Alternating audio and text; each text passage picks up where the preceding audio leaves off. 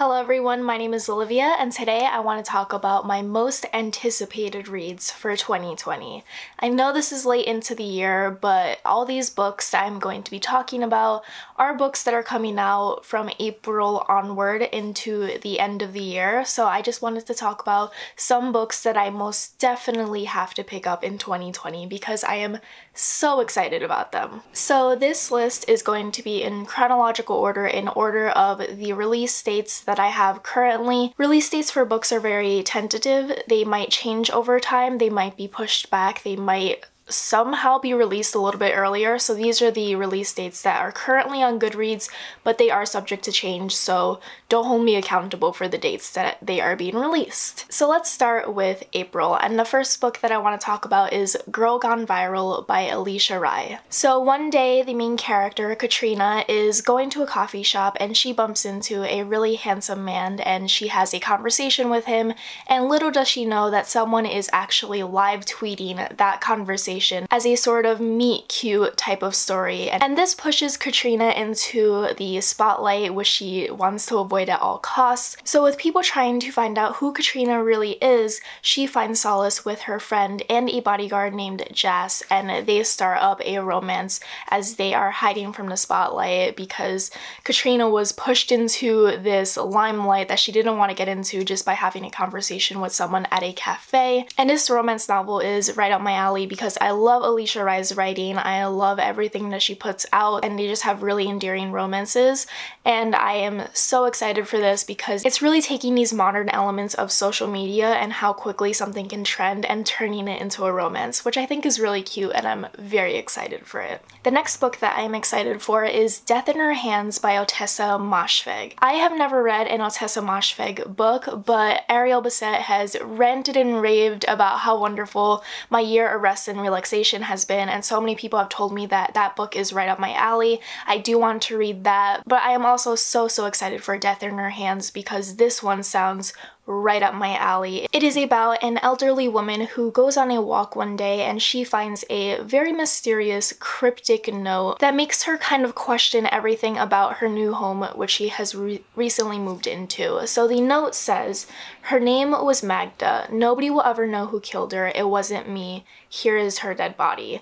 But the thing is, her dead body isn't coming along with the note. So this main character decides to dig into this mystery surrounding both her home and this particular note that she found. And one thing that I got from the Goodreads synopsis is that this is going to be following an unreliable narrator. I love unreliable narrators. One of my favorite books that feature unreliable narrators is Shutter Island, and it's just so wonderful and really fun to follow along with a character that you can't necessarily trust because you don't know what they're seeing is actually reality or if it's an illusion. And from what I've heard about Ottessa Moshfegh's writing, I know this is going to be a wonderful book. I know a lot of people love her writing, and I'm just very excited for a new mystery and thriller to come out because it just sounds like something I would absolutely love, and I cannot wait for it. The next book that I am excited for comes out in May, and it is Clap When You Land by Elizabeth Acevedo. This is about two different girls. One is named Camino, and she lives in Dominican Republic, and every single summer her dad comes to visit her on the island. So one particular summer she goes to the airport and she's waiting for her father, but rather than hearing claps and excitement from the airport, she hears crying. And in New York City, Yahaira Rios finds out that her father has died in a plane crash. So basically this is kind of dealing with the fact that these two girls didn't know that they both have the same father and they're technically half sisters,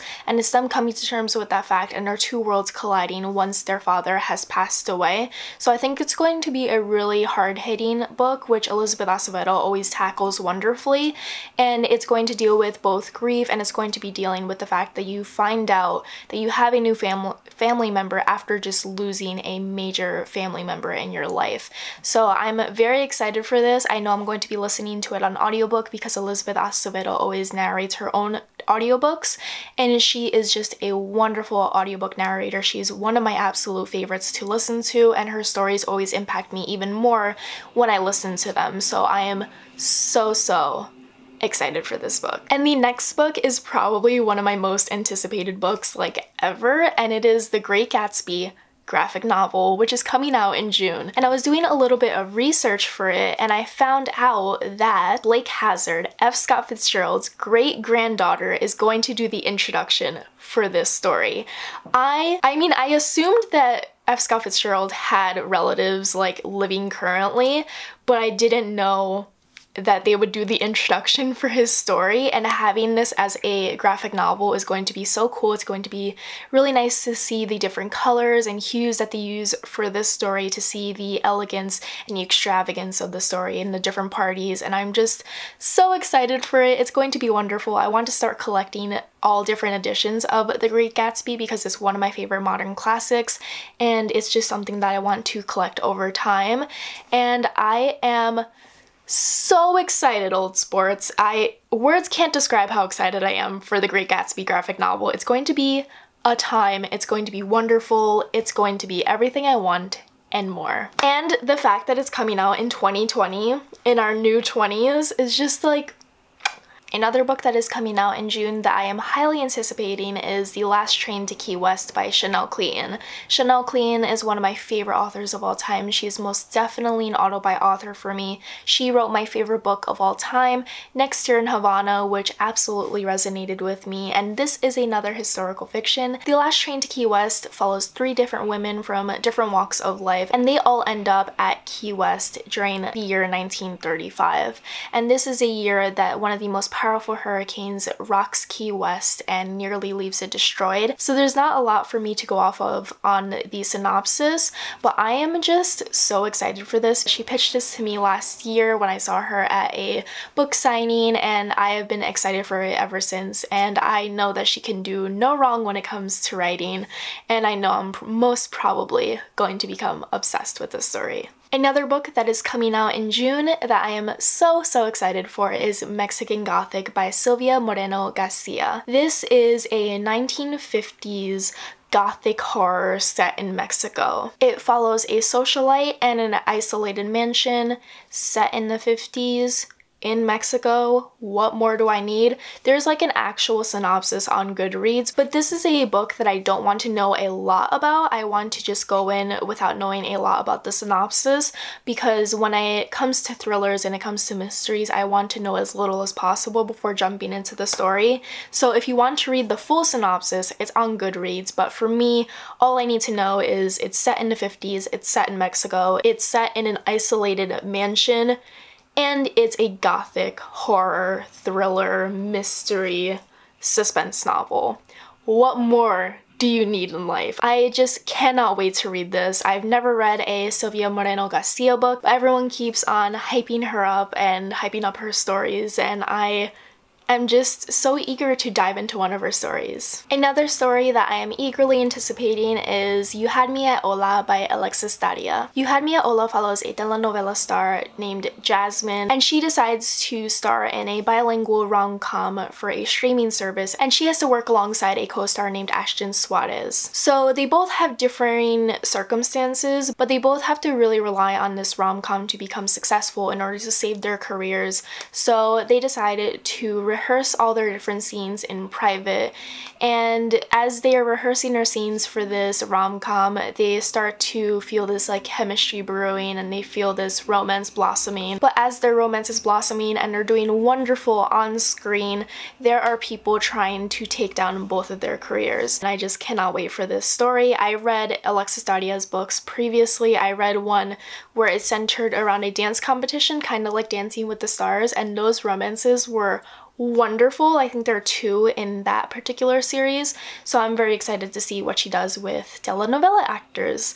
So yes, this is another one that I'm very excited for. A sequel that I'm eagerly anticipating, which comes out in the fall, it doesn't have a particular release date yet, is Delicate by Brenna Thummler.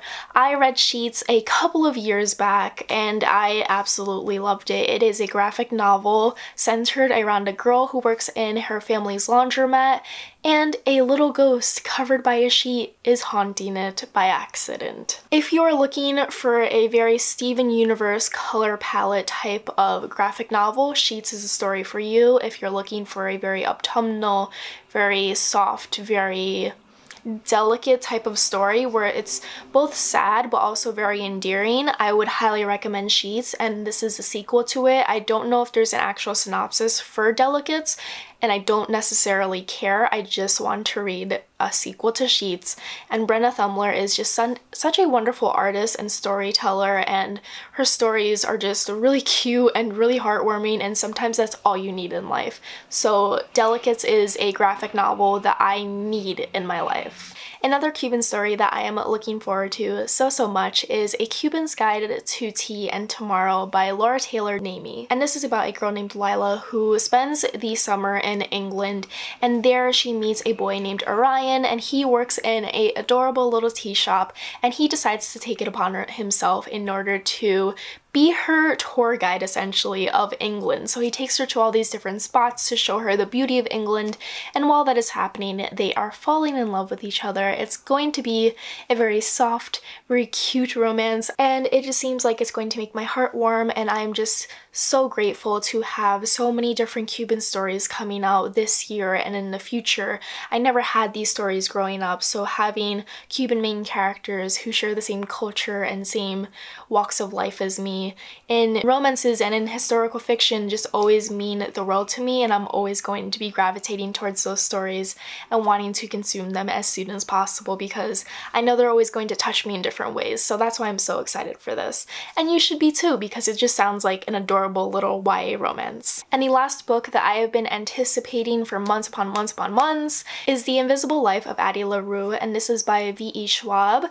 And I'm just gonna read you her tweet where she initially pitched this story, and once she did, I was absolutely sold, and I've been anticipating it from there on forward. She said her next project is going to be The Invisible Life of Addie LaRue. And she said, a French girl makes a deal with the devil, ends up cursed to be forgotten by everyone she meets until 300 years later when she meets a boy who remembers her name. This just sounds like it's going to be a very dark fantasy.